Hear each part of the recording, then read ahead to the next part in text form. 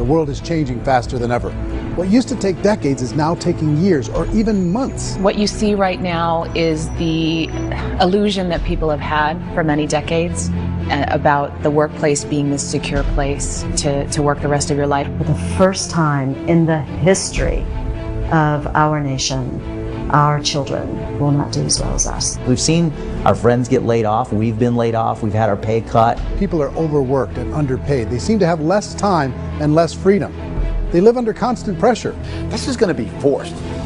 And so even if your employer loves you, they may have to cut you. There's something wrong that on Monday morning, the heart attack rate increases by 35%. Technology is accelerating, job security is declining. It just doesn't seem like the old models of making a living are as reliable as they used to be. Every aspect of our lives, there's a better way out there, but we're still doing it the old way. We live in the greatest country on the planet, and there are a lot of people sitting around complaining and being cynical. Like everyone's whining about this old model, and I'm like, why don't you leave it? Look at all this over here. Look at all this opportunity. Since so much of our lives revolve around our work and the way we make our living, many people are thinking there just has to be a better way. The biggest challenge facing our world today is not making money, is what are we going to do with all the displaced, unemployed people? People are afraid that they're going to make the wrong decision. People are afraid of the unknown. People are afraid that maybe I don't have the skills. Hey, sports fans. Industrial age is over. A steady paycheck is an industrial age idea.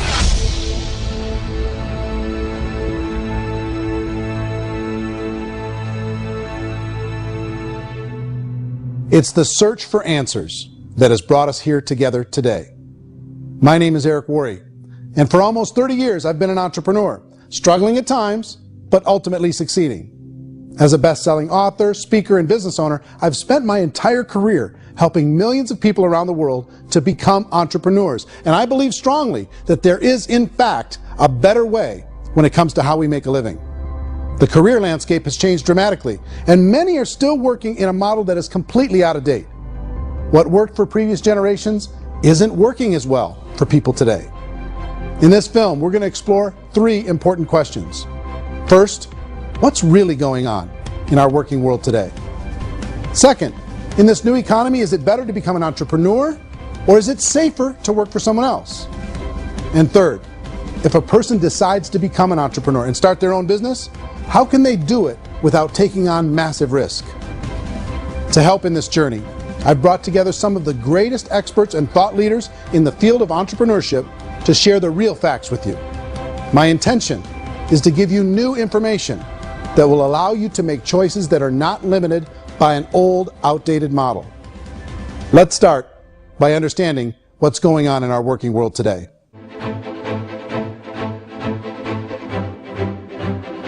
I've often said that unemployment, particularly structural unemployment, that's unemployment due to technological changes, is the first sign of economic growth. Now, of course, looking back in history, these changes used to take thousands of years.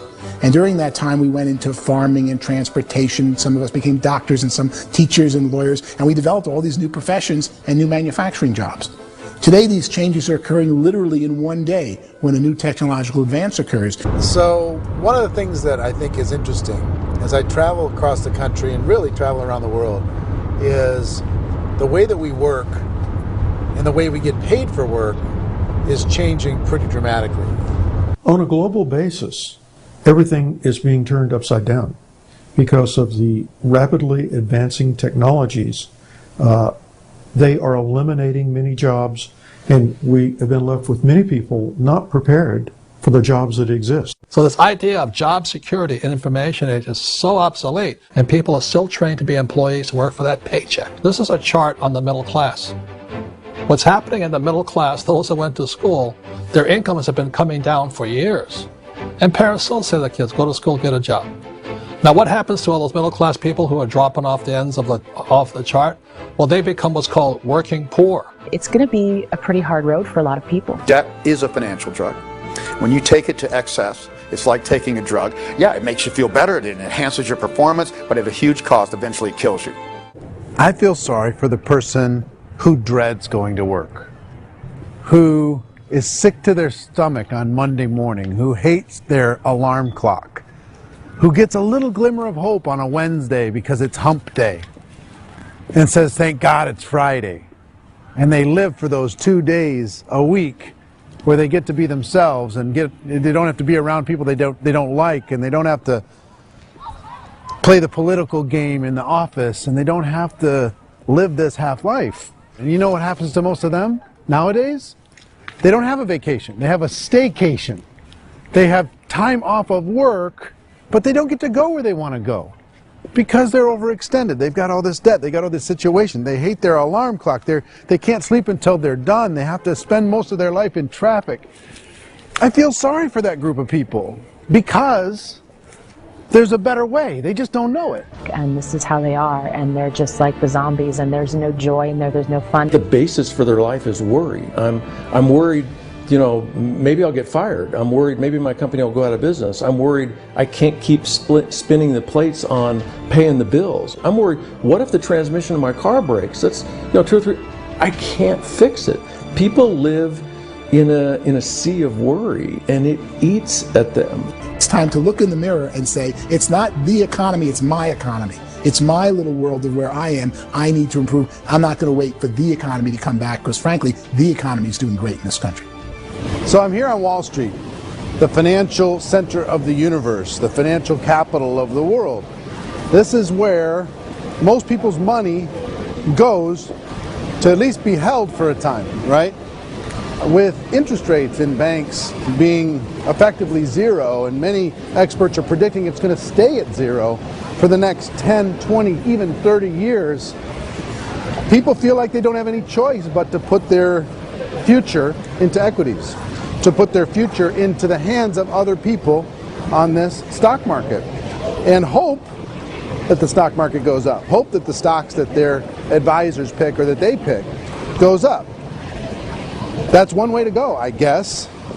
It's my personal belief that if you put your future into the hands of yourself, in other words, you have earning power by yourself, I think you're a better investment than these guys.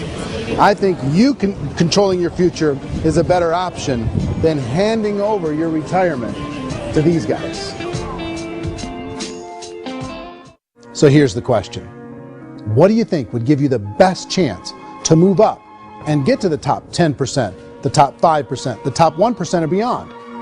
In my opinion, and in the opinion of many, many experts, the answer is to become an entrepreneur, to become your own boss.